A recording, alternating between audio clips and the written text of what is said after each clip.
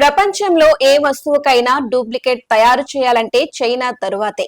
చేపలను కూడా డూప్లికేట్ చేసింది. కృత్రిమంగా తయారు చేసి ప్రజలను ఆశ్చర్యపరుస్తోంది. ప్రజలు కూడా వీటిని విపరీతంగా ఇష్టపడి తింటున్నారు. సముద్రాల్లో వేట చేయాల్సిన అవసరం లేదు. వలలతో కుస్తీ పట్టాల్సిన పని లేదు. చేపలు పట్టేవారు లేనే లేరు. మొక్కజొన్న ఉంటే చాలు, నచ్చినవన్నీ చేపలు ఇష్టం వచ్చినట్లు ఉత్పత్తి చేసుకోవచ్చు.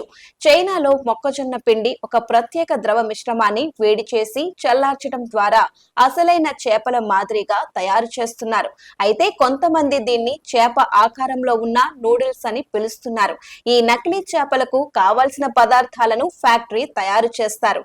మొదట తెల్లటి నురుగతో కూడిన ద్రవాన్ని తయారు చేస్తారు. దీనిలో మొక్కజొన్న పిండి కలిపి వేడి చేస్తారు. తరువాత దీన్ని చల్లార్చి దట్టమైన జెల్లీలా చేస్తారు.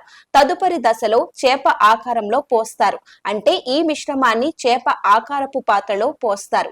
కాసేపు ఆగిన తరువాత చల్లటి నీటిలో పెడతారు. అంతే, కొన్ని నిమిషాల్లో నకిలీ చేప సిద్ధమవుతుంది. బయట నుంచి చూస్తే నిజమైన చేపలానే కనిపిస్తుంది. ఎక్కడా కూడా మీకు అనుమానం రాదు. ఇప్పుడు దీనిని రెస్టారెంట్లో బాగా వండుతున్నారు. ఎక్కడా కూడా మీకు అనుమానం రాదు. ఇప్పుడు దీన్ని రెస్టారెంట్లలో బాగా వండుతున్నారు, వడ్డిస్తున్నారు. దీని వీడియో ఇప్పుడు ఇంటర్నెట్ లో వైరల్ అవుతోంది.